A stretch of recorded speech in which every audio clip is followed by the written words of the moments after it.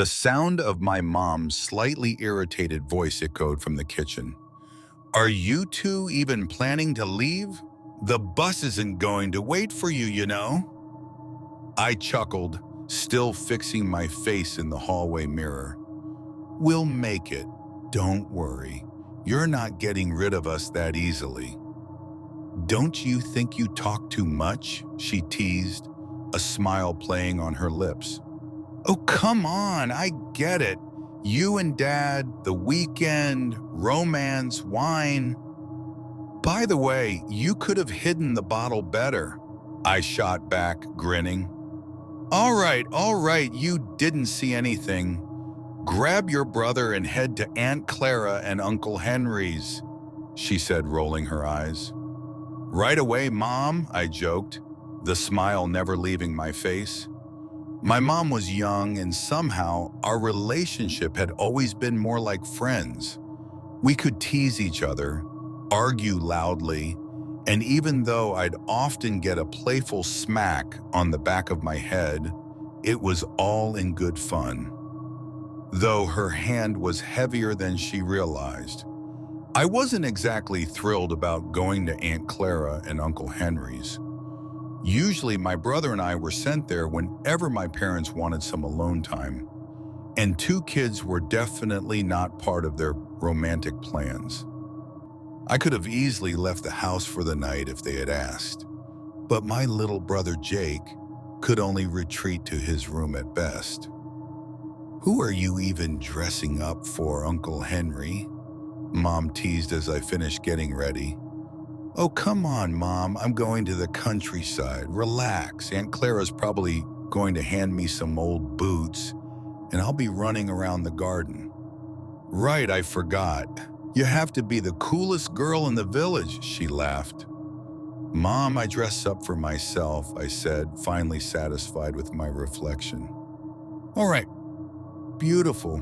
Grab your bags and get going. I've already called a taxi. She kissed me and Jake, wished us a safe trip, and closed the door behind us. Call me when you get there, and say hi to Aunt Clara and Uncle Henry. Yeah, will do, I called back, then thought to myself.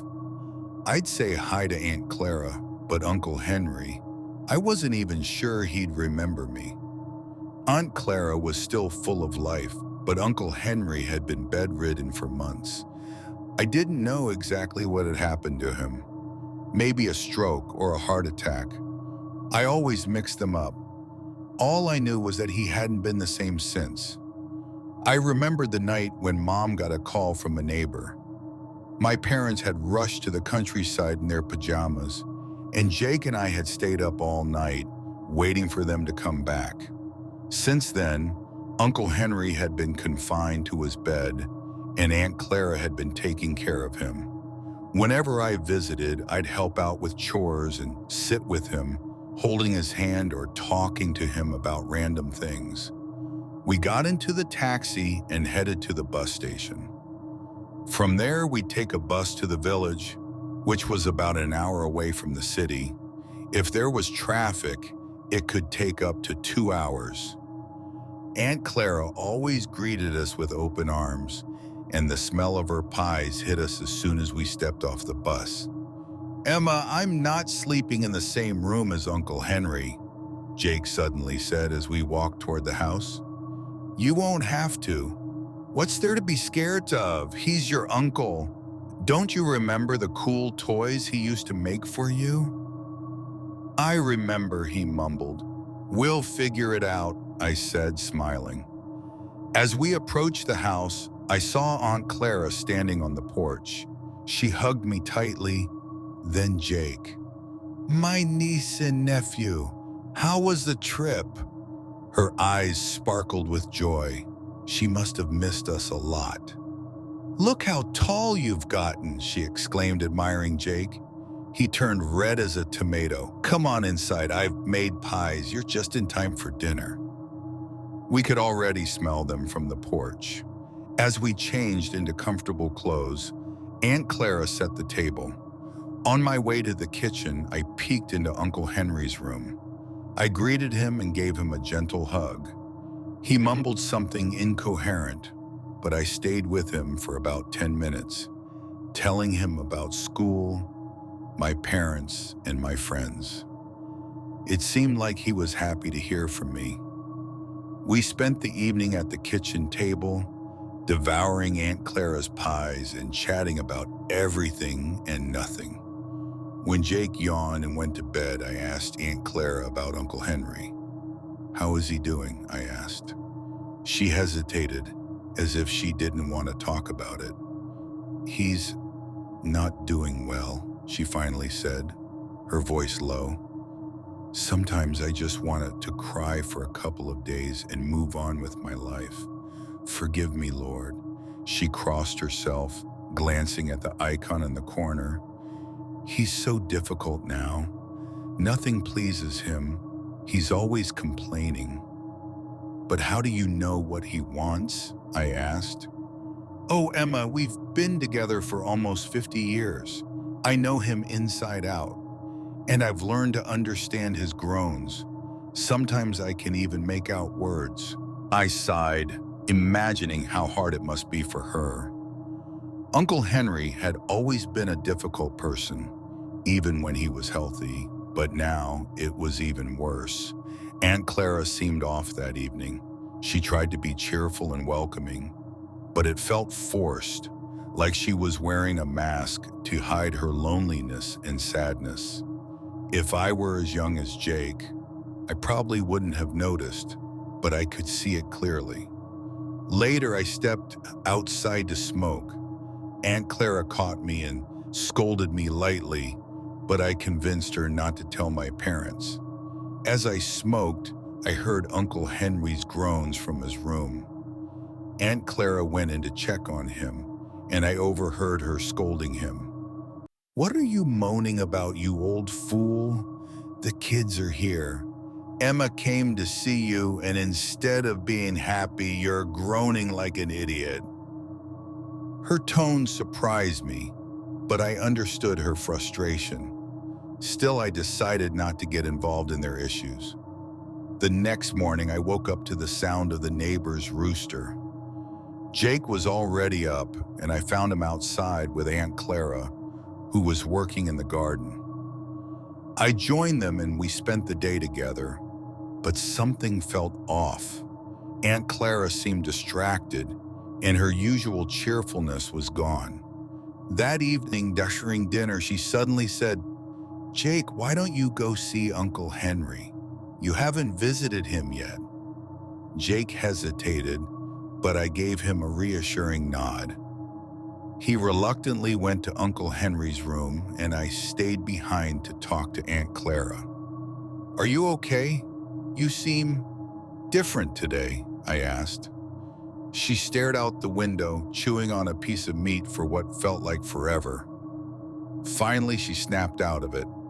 "What? Oh, I'm just tired. I'm getting old, Emma." But I could tell something was wrong. She wasn't herself. Later that night, Jake came running out of Uncle Henry's room, terrified. "Emma, let's go home, please." "What happened? What scared you?" I asked. He was sitting on the bed. It smelled awful. "I don't want to go back there." I was confused. Uncle Henry hadn't been able to sit up in months. I decided to talk to Aunt Clara about it the next day. That night, I woke up to strange noises. I heard footsteps in the hallway and the creaking of Uncle Henry's door. I assumed it was Aunt Clara checking on him, but when I mentioned it the next morning, she denied it. "You must have dreamed it," she said. But I was sure I hadn't. Either I'd had a very realistic dream, or Aunt Clara was sleepwalking. I leaned toward the latter. The day passed quickly, and by evening something felt even more wrong. Aunt Clara seemed completely out of it. During dinner, she accidentally served us food meant for the chickens. She apologized, but her behavior was unsettling. After dinner, Jake and I went to bed, but later I woke up to his screams. I rushed to his room, but he wasn't there. I searched the house calling his name, but he was gone. Panicked, I ran outside and stumbled upon something horrifying in the compost pile. It was Uncle Henry's body, partially decomposed. I recognized him by the military tattoos on his fingers. Terror gripped me. My legs turned to jelly and I nearly collapsed. Tears streamed down my face as I realized the truth. Uncle Henry had been dead for days, maybe weeks. But if that was the case, who had I been talking to in his room? I ran back to the house, only to find Aunt Clara standing at the window. But it wasn't her. Her face was twisted, her teeth yellow and rotten, her hair unnaturally swaying. She stared at me with empty eyes. Why did you come here? Who are you? She hissed in a guttural voice. I grabbed a brick and threw it at her, hitting her in the head. She collapsed and I climbed through a window to search for Jake. But the house was empty. Instead, I found something resembling Uncle Henry stumbling toward me. He was decaying, his face half detached, worms crawling over his skin. I ran outside, my heart pounding. That's when I found Jake's lifeless body near the compost pile. He was blue and cold.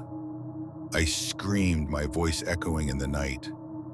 I tried calling my parents, but it was too late.